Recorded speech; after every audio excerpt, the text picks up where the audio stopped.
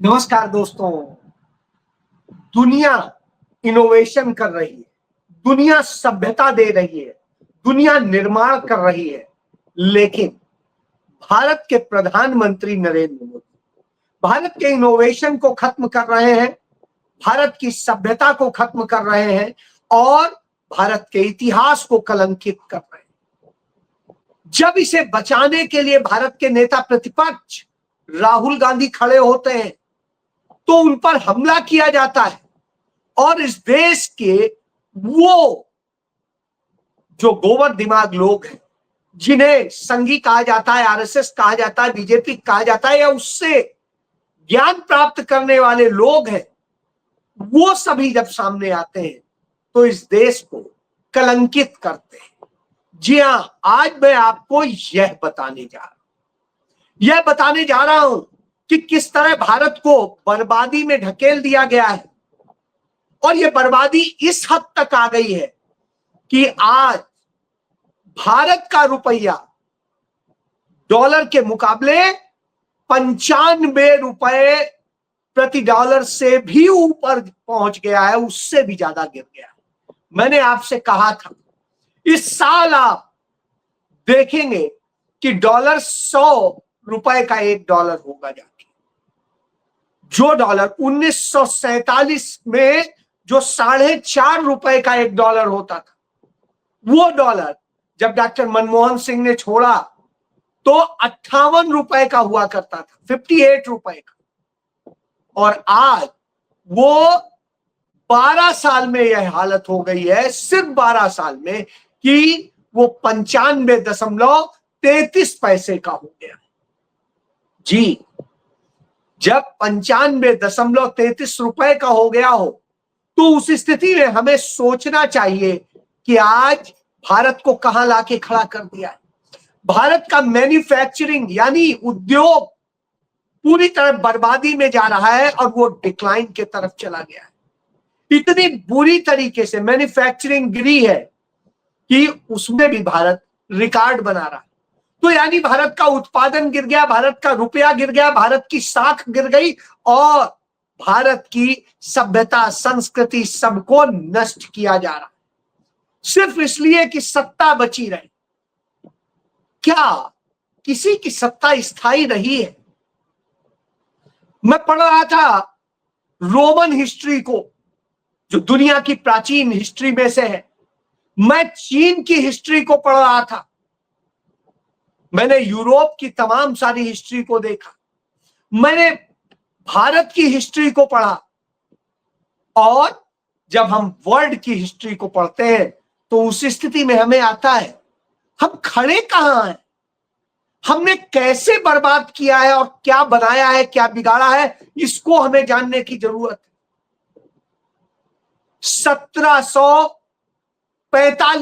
1745 में दुनिया में कहीं पर भी जो आज की तरह का आधुनिक उद्योग है वो कहीं नहीं होता था। इसकी शुरुआत 1746 में इंग्लैंड से होती है। इसे औद्योगिक क्रांति कहा जाता है और इस औद्योगिक क्रांति से इंग्लैंड ने खुद को खड़ा किया और वो ग्रेट ब्रिटेन कहलाया। कहा गया कि उस इंग्लैंड का सूरज कभी डूबता नहीं है। जी हां, ब्रिटेन का सूरज नहीं डूबता था। और जब 18वीं शताब्दी में वो इस स्थिति में था कि कपड़ा उद्योग हो या लोहा उद्योग हो, कोयला उद्योग हो, ऊर्जा के क्षेत्र में हो, स्टीम इंजन हो, स्पिनिंग जेनी हो और पावर लूम हो, इन सब का आविष्कार करके उसने उस जगह लाके खड़ा किया। यानी आविष्कार कर रहा था, नवाचार कर रहा था, उद्योग लगा रहा था और उसके उद्योग का विस्तार इस तरह हो रहा था कि औपनिवेशिक भारत में, औपनिवेशिक अमेरिका में, औपनिवेशिक, क्योंकि पूरी दुनिया में उसका झंडा फहरा रहा था। और ऐसी स्थिति में जब वो था औद्योगिक क्रांति का केंद्र बन गया था, तो ग्रेट ब्रिटेन ने यह कर दिखाया था। उसने यह दिखाया था वैज्ञानिक आविष्कारों के जरिए, वैज्ञानिक सोच के जरिए। जब हम उसकी बात करते हैं तो हमें चीन की भी याद आती है कि चीन का भी इतिहास देख लेना चाहिए। तो चीन की भी समझ लीजिए, चीन में 1860 में, यानी यदि आप इंग्लैंड से तुलना करेंगे तो उससे करीब 100 साल से अधिक साल बाद चीन में उद्योगों की शुरुआत होती है। उसमें वहां 18वीं शताब्दी में हुई थी या 19वीं शताब्दी में हुई, और यहां 1860 में पश्चिमीकरण के आंदोलन के साथ में औद्योगिक क्रांति की शुरुआत हुई। यहां अनकिंग आयुध संस्थान खुले 1862 में, जैसे पहली सरकारी मशीनरी फैक्ट्रियां ये सैन्य आवश्यकताओं के लिए खुली और यहां से इनकी शुरुआत होती है। उसके पहले वो रेशम का मार्ग बना चुका था, रेशम का आविष्कार चीन ने किया था, चाय का आविष्कार चीन ने किया था, और चीन ने दुनिया को रेशम और चाय के बूते एक व्यापार का केंद्र बनाया था। लेकिन औद्योगिक क्रांति हुई तब जब वहां पर बारूद की खोज हुई, और उस बारूद के बूते उसने औद्योगिक क्रांति में कदम रखा। आज यह स्थिति है, जब वहां पर किंग राजवंश था तो उसके दौरान तकनीक को अपनाया गया, वैज्ञानिक सोच को अपनाया गया। तो वहां प्रथम उद्योग जो लगा वो सैन्य संबंधी ही लगा था, हथियार और जहाज बनाने के कारखाने लगे थे। प्रारंभिक औद्योगिक विकास जो हुआ था वो तटीय क्षेत्रों में था, विशेषकर जो संघाई और उसके आसपास के क्षेत्रों में। शुरुआती औद्योगिकरण सरकारी निगरानी में वहां शुरू किया गया था, किंग की निगरानी। तो इससे समझिए, इसके बाद में यदि आप देखेंगे अमेरिका में, तो अमेरिका में सबसे पहले उद्योगों की स्थापना कब शुरू हुई? 18वीं शताब्दी में। जब इंग्लैंड से लोग वहां गए तो 1790 में वहां पर न्यू इंग्लैंड कहलाया वो, और न्यू इंग्लैंड में जो डेवलप हुआ, वहां पर टेक्सटाइल इंडस्ट्री डेवलप हुई, जहां सूती वस्त्र का, और इसके बाद सैमुअल स्लेटर बने 1793 में, और इसी तरह रोड आइलैंड के पापकेट बने। पहली बार सफलता मिली, जल शक्ति के क्षेत्र में उन्होंने काम किया और जल शक्ति से चलने वाली सूती कताई मिल स्थापित की गई। इसके बाद में उन्होंने तमाम सारे वो शुरुआत की जो अपने आप में वर्ल्ड में थी। ब्रिटेन की मिलों की तकनीक स्लेटर द्वारा लाई गई, जल शक्ति द्वारा लाई गई, और ये इनका इनोवेशन था, विशेष रूप से लावेल और मैनचेस्टर में। इसके बाद में आधुनिक कारखाने लग चुके थे। अब आइए आप कि भारत क्या कर रहा था, तो भारत भी देख लीजिए। भारत में आधुनिक उद्योगों की शुरुआत अंग्रेजी हुकूमत के ही दौरान 19वीं सदी में शुरू हुई, और इसमें 1850 में सबसे पहले, जो आज कोलकाता है तब कलकत्ता था, उस कलकत्ता में सूती उद्योग अंग्रेजों ने ही जो किए थे, और ये जूट उद्योग ये शुरू हुए। और इनको शुरू करने वाले कौन थे? यहां पर पूरी तरह से प्राइवेट लोग थे। तो पहला सफल आधुनिक सूती उद्योग शुरू हुआ था 1854 में, ये बॉम्बे में। ये किया था डावर ने, जो काउस जी डावर थे, जो फारसी थे, यानी जो फारसी थे उन्होंने शुरू किया था। यानी श्रीमती इंदिरा गांधी के जो पति थे उनके जो वंशज लोग थे उन लोगों का शुरू किया हुआ था। इसके बाद पहला जूट उद्योग 1855 में वो बंगाल में वही शुरू हुआ था, कलकत्ता में। तो ये किया गया, और इसे भी प्राइवेट रिसरा ने शुरू किया था। इसके बाद में पहला लौह उद्योग ये 1874 में कुल्टी में पश्चिम बंगाल में ही शुरू किया गया था। फिर कोयला उद्योग 1772 में रानीगंज में शुरू किया गया था। अब आप सोचिए, और ये सब औपनिवेशिक काल में था, और इसके पहले सारे कुटीर उद्योग हुआ करते थे। तो जो ये शुरू किए गए थे, इन सब का नतीजा ये हुआ कि कुछ लोग बॉम्बे जाते थे नौकरी की तलाश में, कुछ जाते थे कलकत्ता कुछ आते थे कानपुर, उसके बाद में कानपुर में शुरुआत हुई थी। तो इस तरह से लोग जाते थे। आज यह स्थिति है। कलकत्ता के लोग यानी पश्चिम बंगाल के लोग दूसरी जगह जा रहे हैं नौकरी करने, और यही स्थिति कमोबेश कानपुर की भी है। बॉम्बे अभी थोड़ा सा बचा हुआ है, वहां के लोग बाहर जाते हैं या उसी के आसपास ही जो उद्योग डेवलप हो रहे हैं वहां जा रहे हैं। अब आइए वर्ल्ड वाइड जब हम देखते हैं कि दुनिया में इनोवेशन कैसे हो, इसके दृष्टिकोण से जाएंगे तो इंग्लैंड को देखिए। इंग्लैंड ने स्टीम इंजन बनाया, टेलीफोन बनाया, जेट इंजन बनाया, टेलीविजन बनाया और पेनिसिलिन बनाया। इस तरीके से उसने तमाम चीजों का इनोवेशन किया, कंप्यूटर और इंटरनेट का इनोवेशन किया। इसके बाद परिवहन और ऊर्जा में काम किया स्टीम इंजन के जरिए और दूसरे इंजन के जरिए, जेट इंजन के जरिए। इसके बाद संचार और मीडिया के क्षेत्र में उसने किया, और अलेक्जेंडर ग्राहम बेल ने टेलीफोन बनाया और सारी चीजें बनाई, जिसके बाद में आगे हम बढ़े, टेलीविजन की तरफ बढ़े।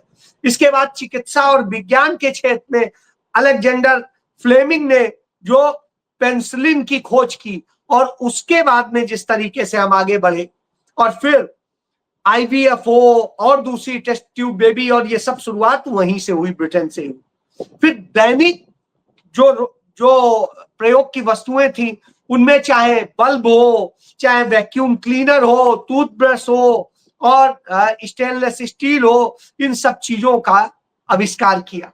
तो इस तरह से उसने, ब्रिटेन ने तमाम सारे आविष्कार करके दिए। इसी तरह अमेरिका की बात करें तो अमेरिका ने इंटरनेट खोजा, ट्रांजिस्टर खोजा, स्मार्टफोन खोजा, हवाई जहाज और आर्टिफिशियल इंटेलिजेंस की दिशा में काम किया। तो थॉमस एडिसन ने इलेक्ट्रिक लाइट बल्ब को जो है विकसित किया और अच्छे ढंग से। इसके बाद में जो ये चले, इन सब का नतीजा है आज वो आगे है। इसी तरह आप जब आगे देखेंगे तो चाइना को देखेंगे तो चाइना ने टेक्नोलॉजी के क्षेत्र में काम शुरू किया।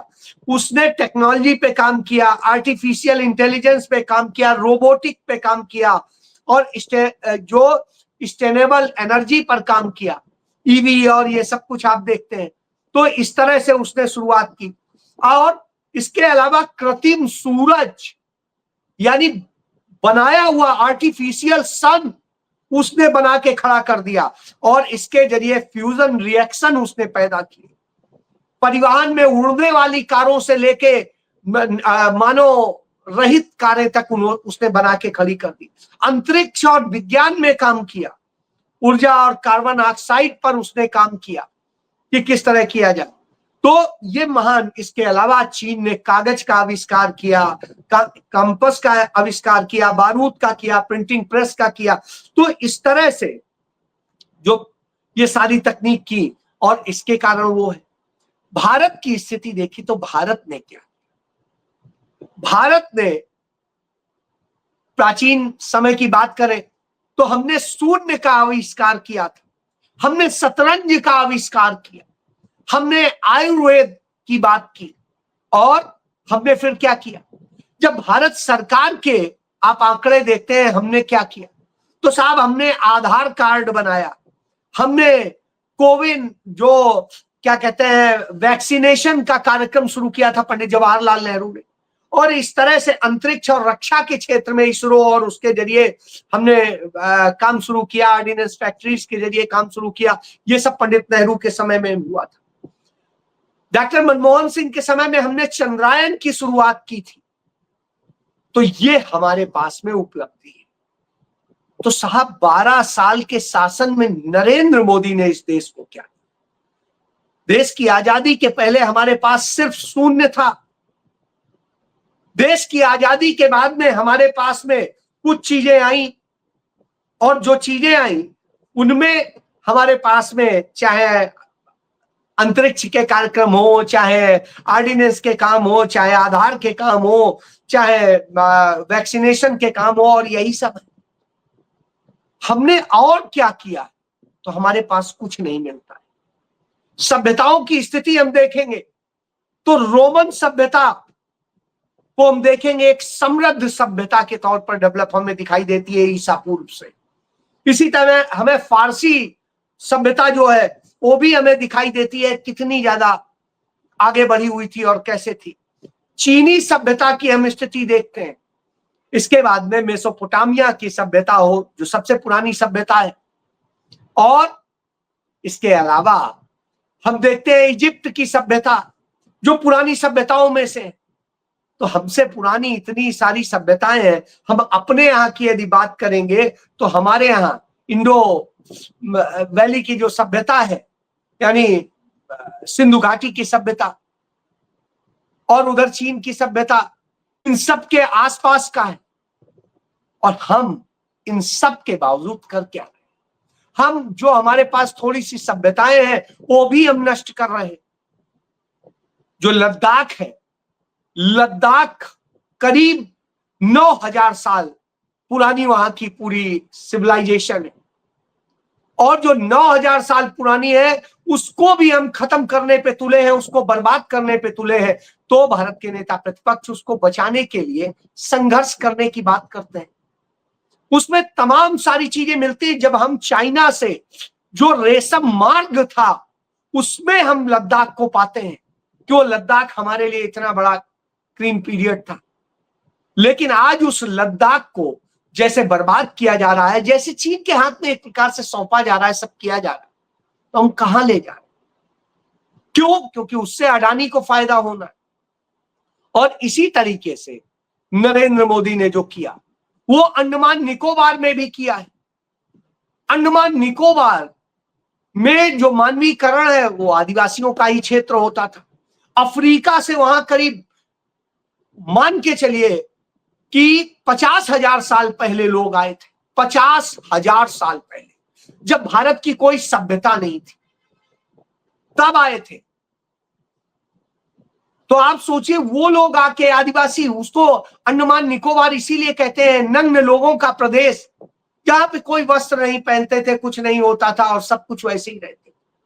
और यदि हम देश की आजादी के आंदोलन से देखें तो ये जापान के कब्जे में आ गया था, और सुभाष चंद्र बोस ने जो अपनी आजाद हिंद फौज बनाई थी उसकी कैपिटल उसे बनाया था विजयनगर को, और वहां पर उन्होंने सबसे पहली बार 1943 में यही तिरंगा फहराया था जिसे आरएसएस बीजेपी ने सालों साल तक फहराया नहीं था। अपने 5-6 दशक उन्होंने तिरंगा नहीं फहराया अपने आरएसएस के उस मुख्यालय में। कांग्रेस के लोगों ने चढ़ के जब फहराया तो उनके खिलाफ एफआईआर दर्ज कराई गई थी, उनको पीटा गया था और न जाने क्या क्या हुआ। तो यह सच है। तो उसको आज बर्बाद कर रहे हैं और उसे वो सौंप रहे हैं अडानी के लिए सब कुछ। तो इन सब को बचाने के लिए राहुल गांधी लड़ते हैं। लड़ाई देश को बचाने की है, लड़ाई सत्ता की नहीं है। चाहे पश्चिम बंगाल हो या लद्दाख हो या अंडमान निकोबार हो या दमन दीव दादर नगर हवेली हो या पौंचेरी हो, केरल हो, तमिल हो, तमिलियन सभ्यता आर्यन सभ्यता से भी पुरानी है, प्री आर्यन सभ्यता है। उसे द्राविड़ सभ्यता के रूप में जाना जाता है। जिन्होंने हमें, आर्यभट्ट कौन थे? वहीं से थे। तो हम उन सब को खत्म करके आज जो कर रहे हैं, अपना ना तो हम कोई इनोवेशन कर पा रहे हैं, ना कुछ कर पा रहे हैं। भारत का उद्योग बर्बाद हो रहा है, भारत का रुपया बर्बाद हो रहा है, भारत का कुछ नहीं बच रहा है। और जो उद्योग लगा के गए थे, जिसमें हमने थोड़ी सी क्रांति की थी पंडित नेहरू के कारण, वो भी बर्बाद कर दिया है। जो एग्रीकल्चर में हमने क्रांति की और क्षेत्रों में क्रांति की, चाहे दुग्ध क्रांति हो जिसे व्हाइट रेवोल्यूशन कहते हैं, इस तरह से उस सबको बर्बाद कर दिया। राजीव गांधी ने आईटी क्रांति की तरफ कदम बढ़ाया, संचार क्रांति की तरफ बढ़ाया, वो सब बर्बाद कर रहे हैं।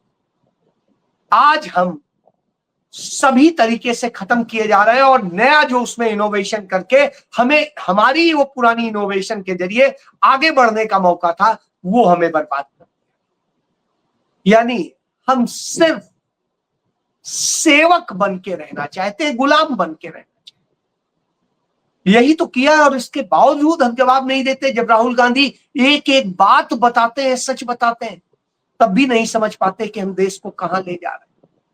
तो सोचिए आपने आज कहां पर ला करके देश को खड़ा कर दिया। ऐसे में देश बचाने की जरूरत है, उसके लिए हम सबको सोचना पड़ेगा। नहीं सोचेंगे तो सब खत्म हो जाएगा, पीढ़ियां खत्म। सभ्यताएं आई चली गई, राजे रजवाड़े आए चले गए, तमाम सारी जो शासक आए चले गए, बड़े से बड़े चले गए, और कोई सोच रहा है हम बचे रहेंगे। नहीं, बचा कोई नहीं रहे। इसलिए देश को बचाइए, सभ्यता को बचाइए, पीढ़ियों को बचाइए। जी, यह जब राहुल गांधी यही तो बता रहे हैं, समझ। जय